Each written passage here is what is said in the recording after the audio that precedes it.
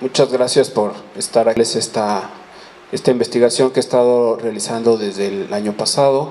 Pues también, por supuesto, agradezco a Graciela, una querida amiga que hemos empezado a desarrollar muchas investigaciones en común. Esta es la segunda vez que estoy aquí en la universidad y en especial aquí en su biblioteca tan hermosa que tienen. Nos da mucha envidia no tener algo así en la Ciudad de México, pero bueno, pues saber todo lo valioso que hay aquí en la Universidad de Guanajuato y todos los puentes que podemos tender entre los que vivimos en la Ciudad de México y los guanajuatenses para desarrollar investigación. Como les digo, hace un año empecé por azar realmente esta investigación. Esto se originó porque el año pasado se cumplieron 150 años de la fundación de la Sociedad Mexicana de Historia Natural en la Ciudad de México. Esta es una agrupación muy importante en la historia de la ciencia porque es la primera que solo se dedicó a la historia natural, o sea, a la botánica, a la mineralogía, a la zoología y también a la paleontología. Antes había personas que desarrollaban este tipo de estudios naturalistas, pero no estaban dentro de una agrupación. A veces lo hacían dentro de la Sociedad Mexicana de Geografía y Estadística o de la Academia de Medicina, o lo hacían por su cuenta, o lo hacían en una escuela profesional, o lo hacían en el Ministerio de Fomento, en fin. Pero no existía una agrupación que reuniera a la mayor cantidad de naturalistas del país. Bueno, se fundó en la Ciudad de México, su sede por esto fue en la Ciudad de México, pero tuvo una red de corresponsales muy grande en casi todos los estados del país, en este caso pues incluyendo Guanajuato. A veces tenía un corresponsal, a veces tenía 5, 10, 15 corresponsales, dependiendo de la capacidad de cada estado en relación con la práctica de las ciencias naturales. El periódico o la revista La Naturaleza fue su órgano de difusión. Aquí tenemos 3 tipos de textos interesantes para quienes nos dedicamos a hacer historia de la ciencia. Por un lado, los artículos de investigación original que cada autor desarrollaba, incluyendo a Jesús Alemán y Donaciano Cano y Alcacio, estos dos guanajuatenses en los que me voy a centrar. También tiene publicadas las actas de las sesiones, en las que podemos ver qué discutían, quiénes, cómo, cuándo, dónde, qué les interesaba, cuáles eran sus problemas, los acuerdos que llegaban, las polémicas, el apoyo que les daba el gobierno, en fin, muchas actividades al interior de la agrupación. Y el tercer tipo de escritos que tenemos son las reseñas bibliográficas que llegaban a México, o noticias, a lo mejor, pues no sé, se murió Pasteur, por ejemplo, ¿no? O se murió Darwin, o se descubrió una nueva vacuna, en fin, cosas que interesaban a la comunidad científica, ¿no? Que no eran artículos originales, pero sí contribuían a entender lo que estaba sucediendo en el medio científico nacional e internacional. Ahora, hay que entender que los naturalistas que estaban agrupados en esta sociedad los podemos entender de 2 maneras. Los profesionales, que eran en general hombres, aquí no había mujeres, o nunca hemos encontrado mujeres socias, posiblemente eran lectoras de la revista, pero nunca hemos visto que una mujer acudiera a las sesiones o que publicara La Naturaleza. En este caso todos son hombres. Son hombres de clases medias y altas, o sea, son hombres que además de su trabajo como profesionales, pues tienen tiempo de desarrollar la ciencia. O sea, eso ya les da un extra cultural, o sea, son personas que pueden tener dinero y tiempo, además de sus actividades diarias, para hacer este tipo de investigaciones, que no son remuneradas. O sea, la sociedad no les daba dinero por publicar un artículo, lo hacían porque querían. Los profesionales en general son los médicos, los farmacéuticos, los ingenieros de minas y los ingenieros geógrafos. Y después se incorporaron los veterinarios y los ingenieros agrónomos, que son más o menos de la década de los 1880 en nuestro país. También están los aficionados. Este es un término que no quiere decir que hicieran su trabajo con menos seriedad o que lo hicieran con menos interés, simplemente eran personas que no poseían un título profesional, de estas que les digo, a veces poseían otro, por ejemplo, eran abogados, o eran sacerdotes, o eran doctores en teología, pero desarrollaban también actividades científicas. Otros no tenían tampoco, ni eran abogados, ni eran sacerdotes, pero eran comerciantes, o eran mineros, empresarios, y desarrollaban también actividad científica, ¿no? Pensemos en Lucas Alamán, que no tenía un título ni profesional ni universitario, pero desarrollaba actividad científica. Entonces, a muchos de estos hombres siguieron a lo largo del siglo XIX existiendo. No eran solo de la época colonial, sino también en todo el siglo XIX hubo aficionados a la ciencia que hacían trabajos muy serios. También pensamos en Darwin.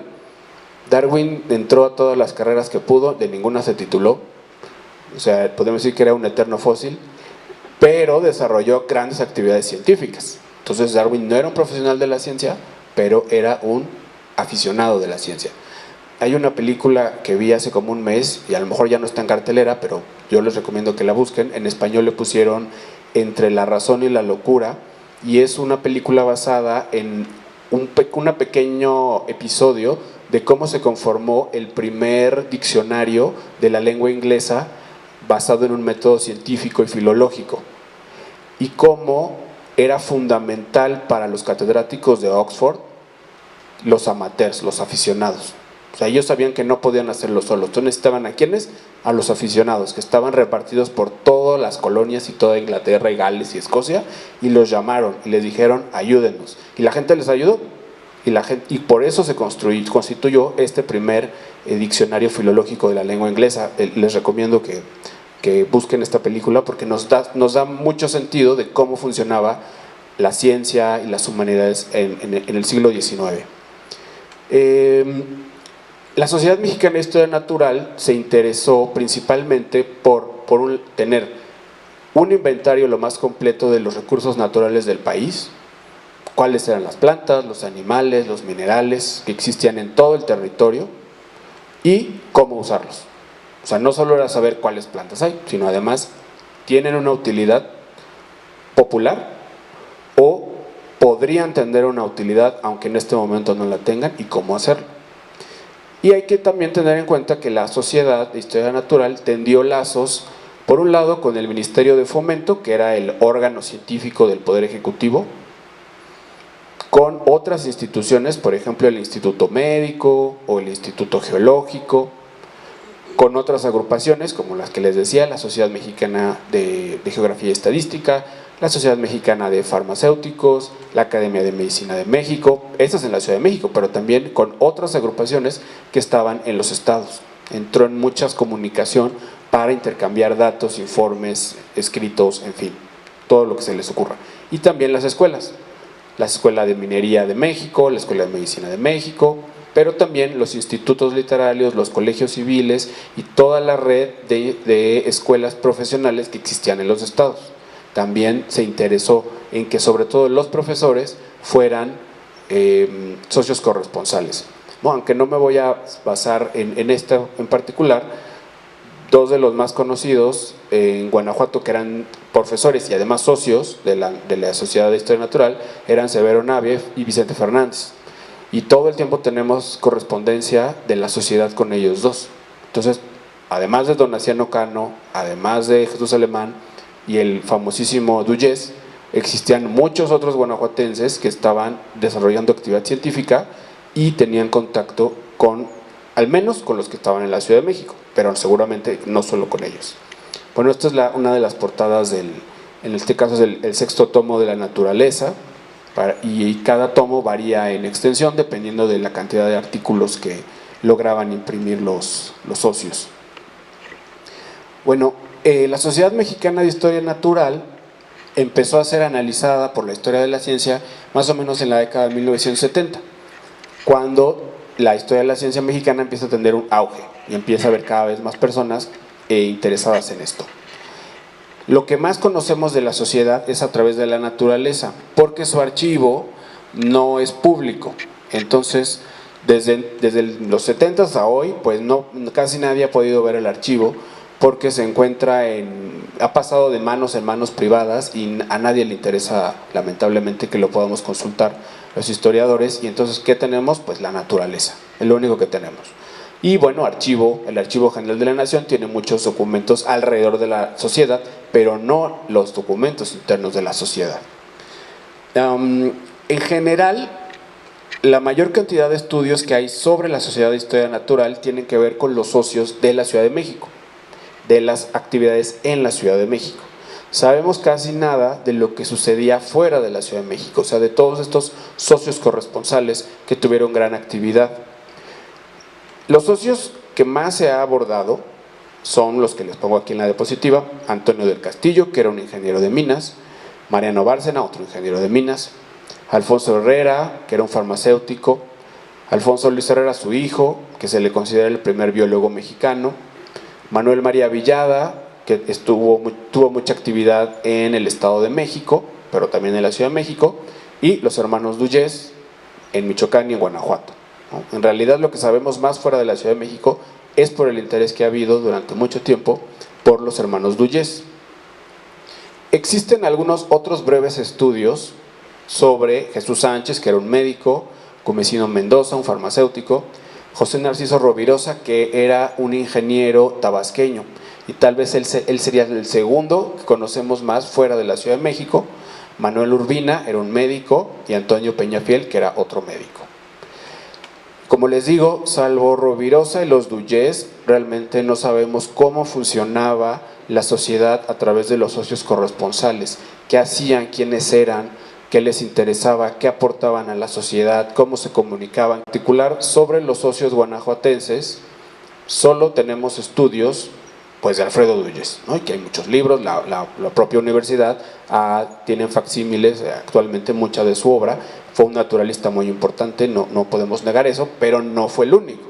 Y parte de mi interés en esta conferencia pues es problematizar y decir, bueno, ¿y quiénes más estaban además de Duyes, ¿no? O sea, Duyes no estaba solo en el mundo, había más gente.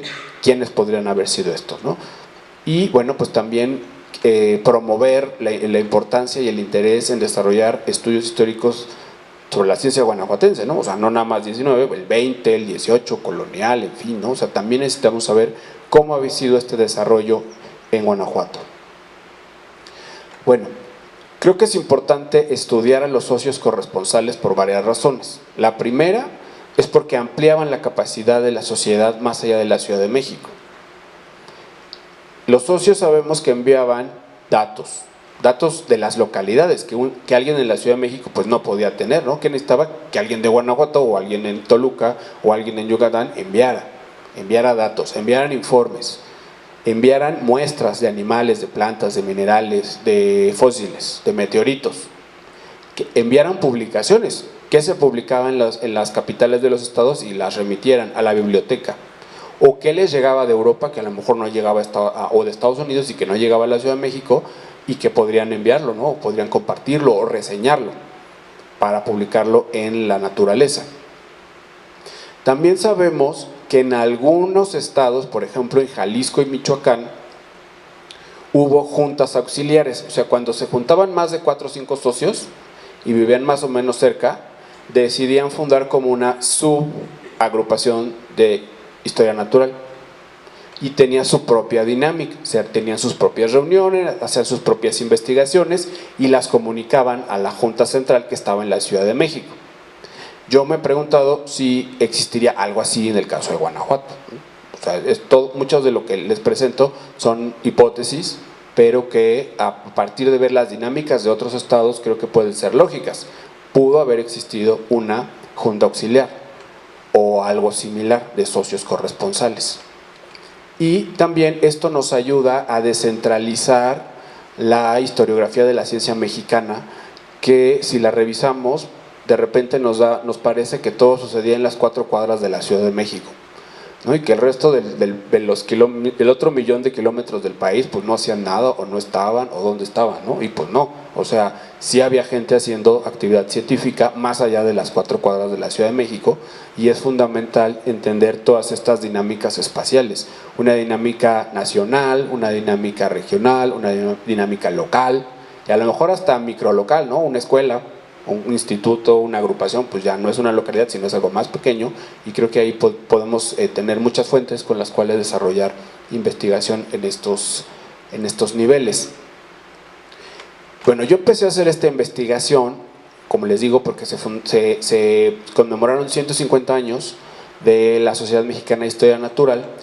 La doctora Luz Fernanda Zuela y yo decidimos organizar un coloquio pequeño, pero que no dejara pasar los 150 años de esta agrupación tan importante. Lo desarrollamos en la Facultad de Filosofía y Letras de la UNAM y le pedimos a distintos historiadores de la ciencia que han abordado esta agrupación que desarrollaran una pequeña ponencia, digamos, conmemorativa de alguno de los socios. Bárcena, Sánchez, Gómez-Indo Mendoza, Villada, Urbina, en fin, varios. Duyes también. Y yo dije, bueno, voy a buscar alguno que de los que no se hubieran hablado demasiado. Y lo que hice fue revisar el índice completo de la naturaleza y dije, voy a hacer una lista de todos los que ubique que nadie ha hablado. Y resultó que pues eran casi todos, o sea que habíamos hablado, los historiadores habíamos hablado de 5 y los otros 80 pues nadie.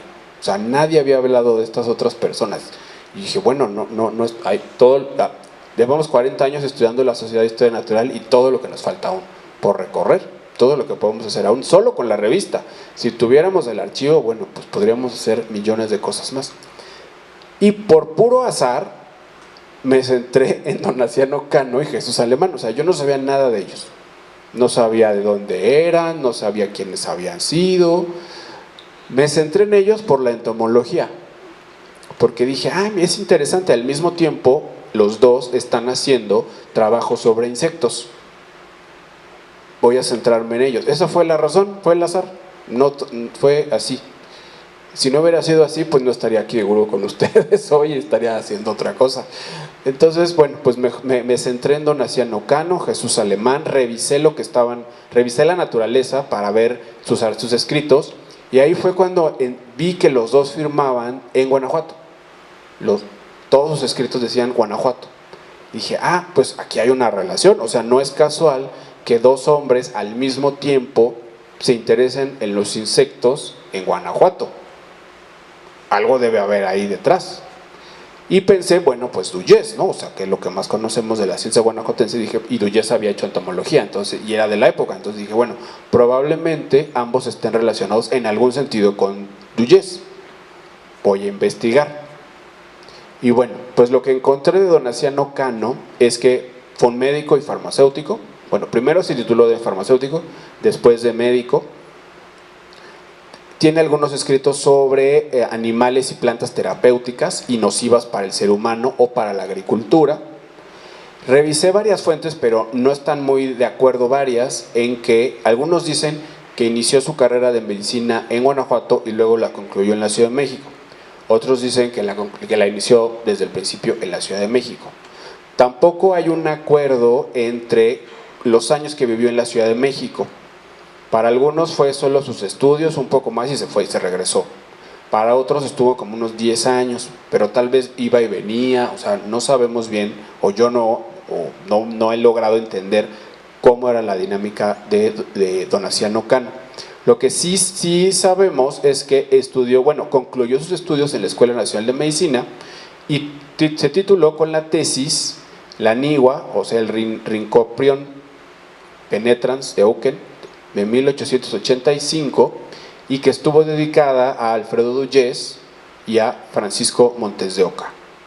Montes de Oca era un profesor de cirugía en la Escuela de la Ciudad de México, mientras que Duyes estaba aquí. Entonces, seguramente tuvo un contacto con Duyes antes de estudiar o en el inicio de sus estudios, y es que los realizó aquí en Guanajuato primero. Además de socio de número de la Sociedad de Historia Natural, fue también miembro de la Sociedad Filoiátrica, que era de medicina, y de la Sociedad de Beneficencia. Trabajó, al parecer, como preparador interino de la clase de Historia Natural de la Escuela Nacional de Agricultura antes de regresar a Guanajuato. Entonces, pareciera que estuvo varios años en la Ciudad de México. También me encontré que los anales del Instituto Médico Nacional de 1894 señalan que era un colector botánico en Guanajuato. Entonces, también era un corresponsal de un instituto de investigación, no solo de una agrupación.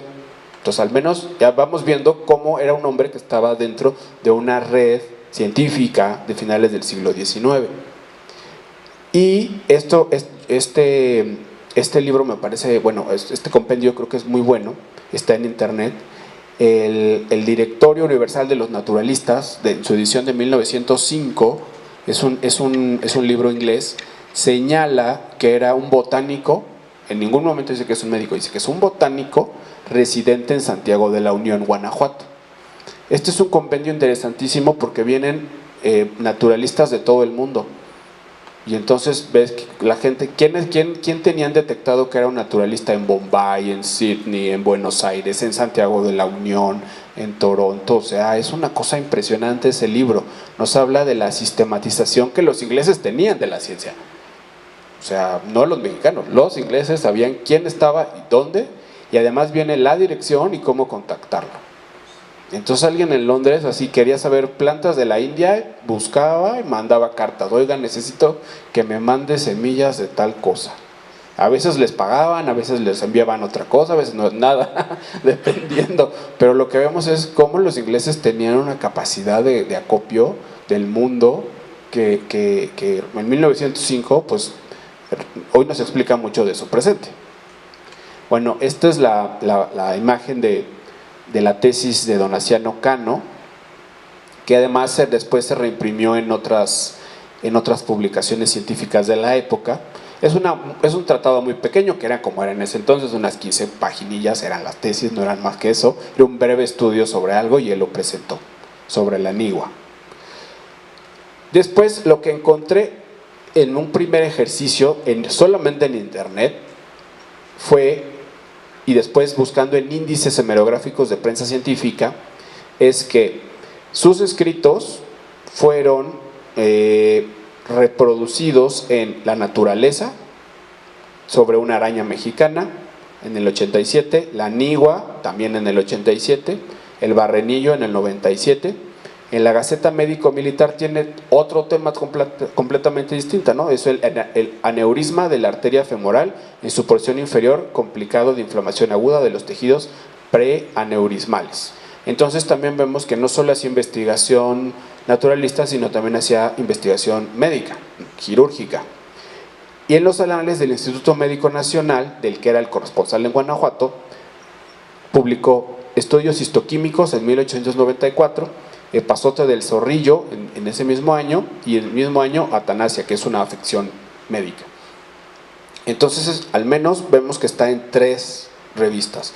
Se me hizo raro que no estuviera en la Gaceta Médica de México, que no contribuyera a algo, pero bueno, revisé los índices y no está, pero posiblemente esté en otras publicaciones médicas, o tampoco está en la revista farmacéutica, también lo revisé, pero no he revisado porque no tenemos un índice de las revistas de agricultura y veterinaria.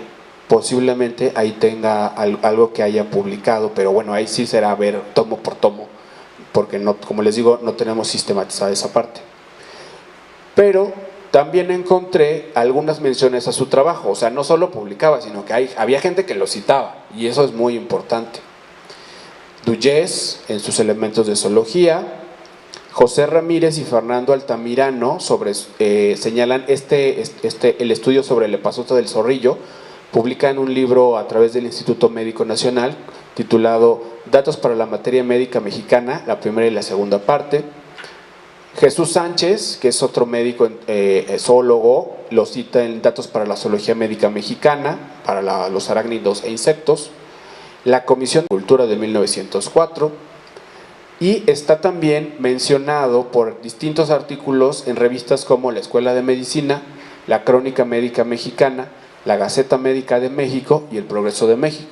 Entonces, sus escritos circulaban por el país, y otras personas pues consideraban que eran importantes y bueno, pues lo retomaban para sus propias investigaciones. Entonces aquí tenemos algo importante con lo que podemos continuar. De Jesús Alemán tengo muchísimos menos datos. en principio vivía en Moroleón porque desde ahí firma. Y de manera recurrente agradece a Alfredo Duyes, entonces ahí vemos ahí un lazo importante. También fue médico y farmacéutico, parece que él sí solo estudió en el Colegio de Guanajuato, aparentemente, habría que buscar más. Lo que me encontré más es sobre su hijo. Él se casó con Felicita Pérez y uno de sus hijos fue otro médico llamado Jesús Alemán Pérez, nacido en Moroleón, y fue el médico de cabecera de Venustiano Carranza.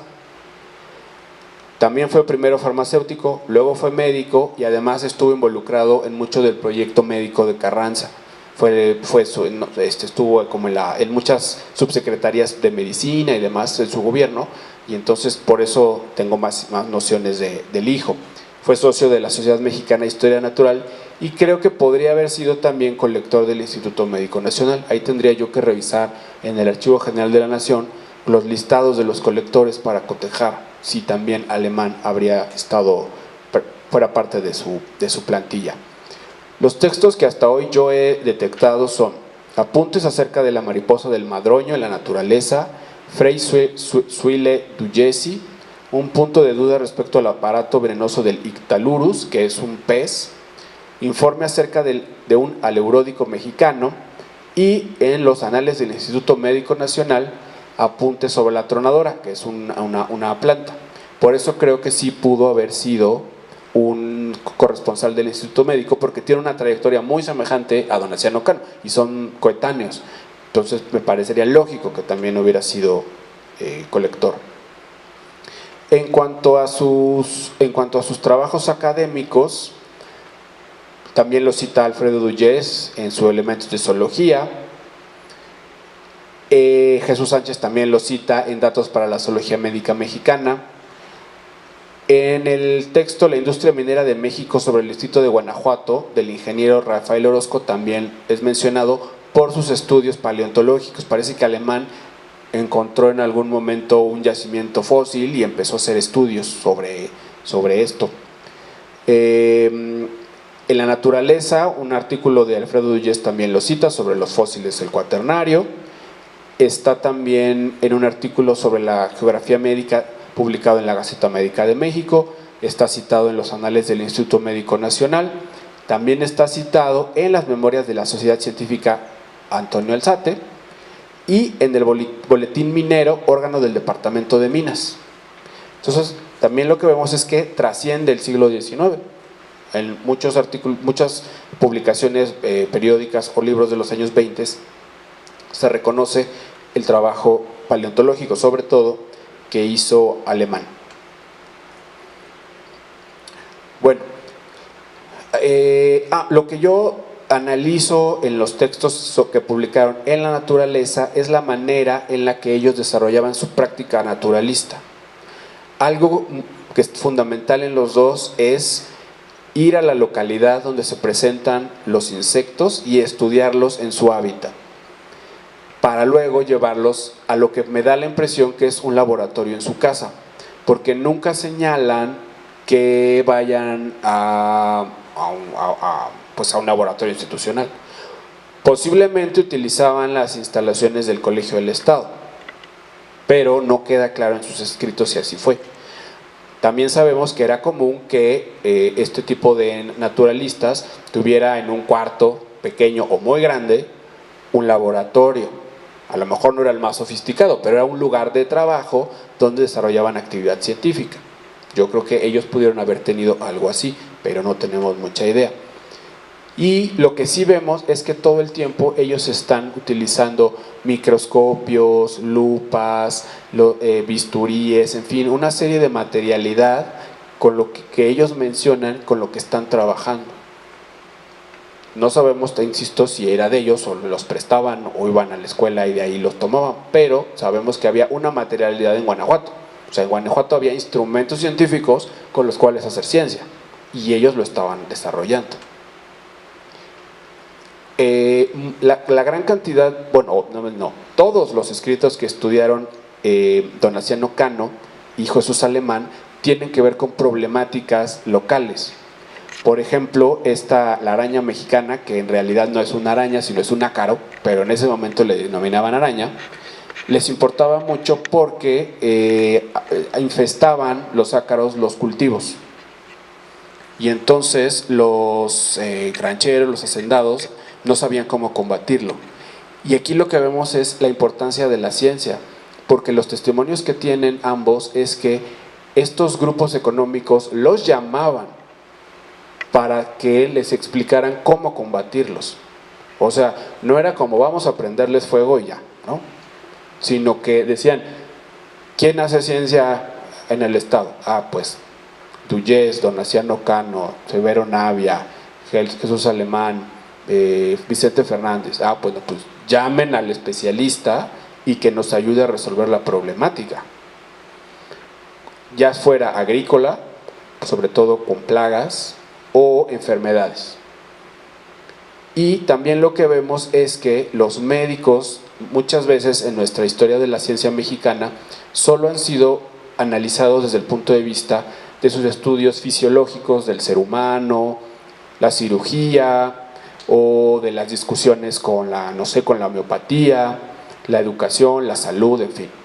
Pero pocas veces se ha resaltado que en la mayoría de los médicos hacían práctica zoológica y botánica.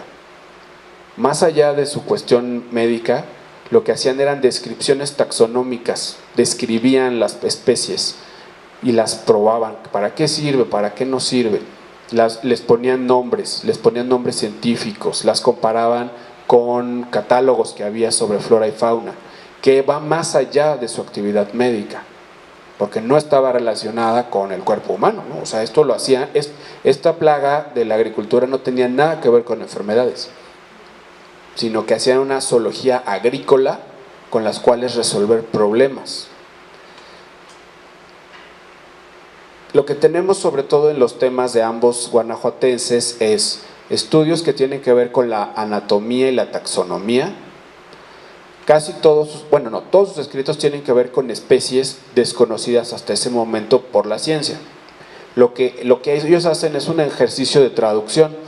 Los agricultores ya sabían que había ese ácaro, o sea, no les vienen a contar que hay un ácaro, pero lo que hacen ambos guanajuatenses es reconocer cuál es el saber popular sobre los ácaros, sobre las flores, sobre las mariposas, sobre los alacranes, las arañas y demás, llevarlos, verlos ahí en su hábitat, cómo viven, cómo afectan, dónde están, de qué se alimentan, tomar muestras, llevárselas a su casa o al colegio del estado, verlas, cómo se comportan, analizarlas, disectarlas, tenerlas ahí en un frasco y mediante el microscopio y lupas describir cómo es su cuerpo, cuál es la diferencia entre machos y hembras, cuál es la diferencia entre juveniles y adultos, cuáles son las fases de su ciclo de vida, si es que lo tienen, cuáles son sus colores, cuál es su tamaño, de qué está formada su cuerpo,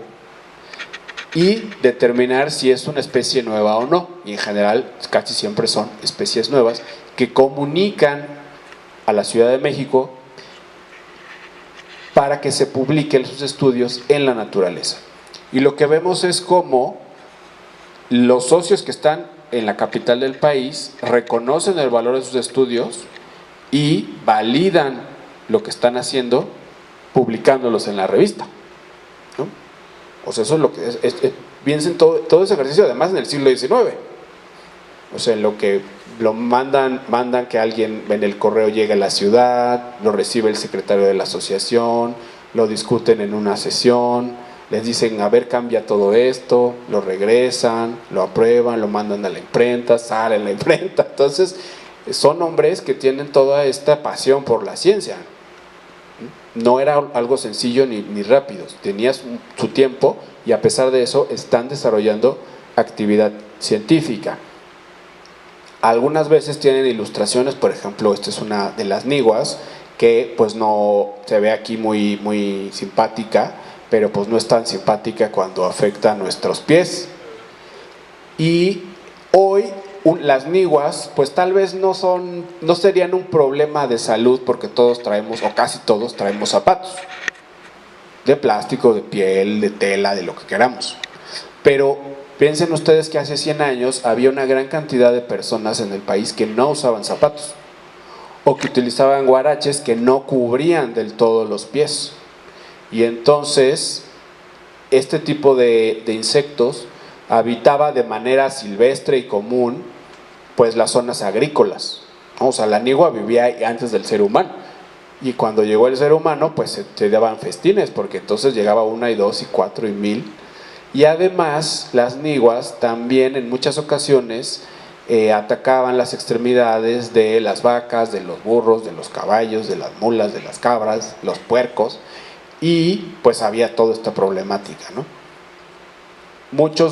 Esta sí fue una petición del gobierno del estado, o sea, vamos a solucionar el problema de las niguas, cómo combatir las niguas. Y la respuesta que ha dado Naciano Cano en su tesis de licenciatura en medicina es una respuesta científica, porque muchos decían, bueno, pues basta con untar de petróleo las piernas de la gente y pues ya se van a intoxicar. Pues sí, pero también la gente se iba a intoxicar sí, con eso, ¿no? Y además podía haber riesgos, ¿no? Imagina, alguien fumaba o lo que sea y bueno, pues eso la va a incendiar. Entonces don Naciano Cano lo que hace en su tesis es primero un examen taxonómico, entender cómo es la especie, cómo es su cuerpo, cómo se reproduce, cómo es su fisiología, de qué se alimenta, cuánto tiempo vive, cuáles son las condiciones de vida. Y después primero hace un examen naturalista y con ese examen da una respuesta médica. Ese es el proceso, por eso los médicos estaban tan interesados en el siglo XIX en la historia natural, porque la medicina por sí misma no podía dar respuestas, no podían combatir la nigua si no sabían qué era la nigua, no podían combatir el cólera si no sabían qué era el cólera. Entonces la primera fase es la historia natural, la segunda es la medicina, y la tercera pues a lo mejor podría ser la cirugía, en fin, dependiendo del tipo de padecimiento. Pero lo que vemos es cómo los médicos fueron un núcleo muy importante de naturalistas. Y si además tomamos en cuenta que casi todos los institutos literarios o colegios profesionales de los estados tenían la carrera de medicina y farmacia, entonces lo que tenemos también es un grupo importante de naturalistas. Porque si solo buscamos la palabra naturalista, pues rara vez nos va a salir. Decimos, no, pues no había naturalistas. Pero si vemos que los médicos hacen práctica naturalista, entonces decimos, sí hay naturalistas. No nos dejemos llevar por el término o por su profesión, sino por su quehacer. ¿Qué hacían? Hacían historia natural, hacían medicina también. Y los farmacéuticos, recordemos que aunque siempre fueron pequeños en número en nuestro país, en cada ciudad, eran los que trabajaban con plantas y animales para llevar a cabo preparados medicinales. Entonces ellos también sabían de mineralogía, sabían de química, sabían de zoología y botánica para poder hacer su práctica farmacéutica. Entonces ahí tenemos a otros naturalistas, ¿no? Y así los ingenieros geógrafos, los ingenieros mineralistas y demás. Como les digo, la agricultura era también una cuestión fundamental para la práctica naturalista de Guanajuato. A veces también la historia de la ciencia o la historia en general de Guanajuato se centra en la minería.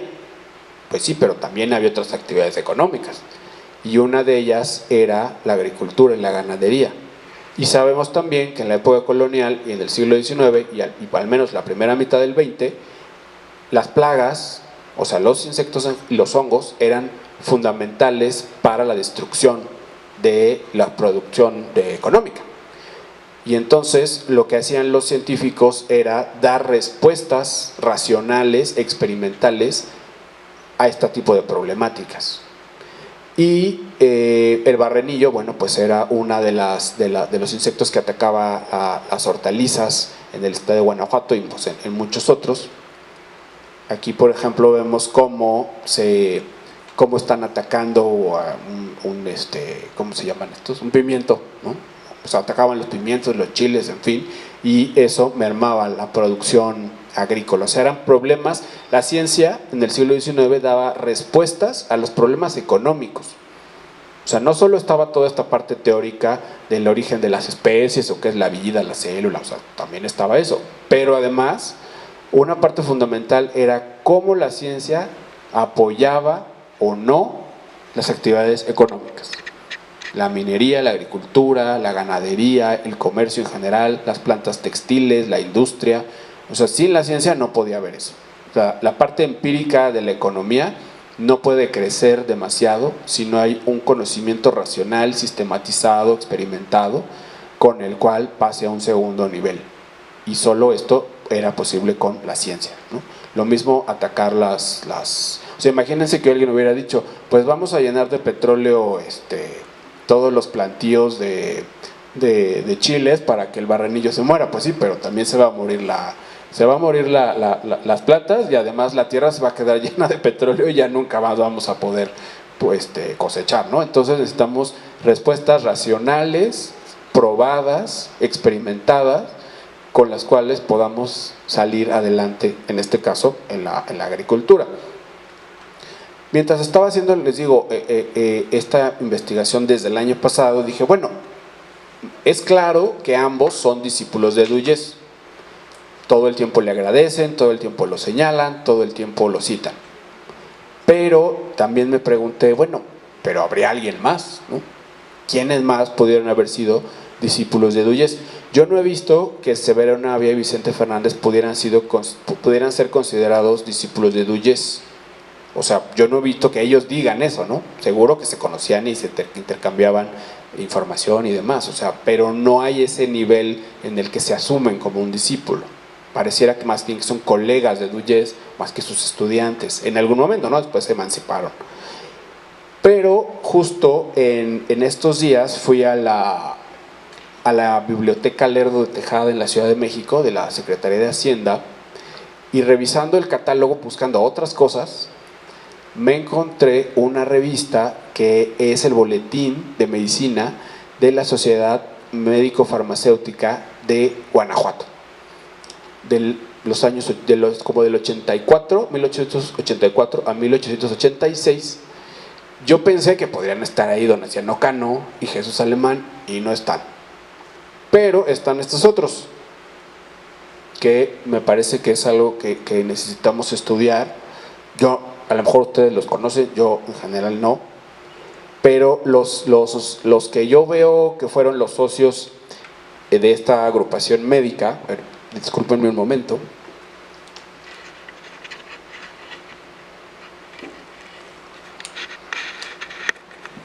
Los socios de esta, como les digo, de esta agrupación médica guanajuatense que yo vi más comprometidos y que publicaban más en este boletín de 3 años, son Tomás Casillas, Emigdio Chávez, Vicente Gómez y Couto, que parecía alguien muy importante porque se murió, como creo que en el 86, y le dedican todo un número a alabanzas y discursos y esto y lo otro. Viene una imagen de este señor. Jesús Chico, que luego me lo encontré no me acuerdo ahorita, pero en otras revistas de medicina me encontré a Jesús Chico. José Herrera, Manuel Imea,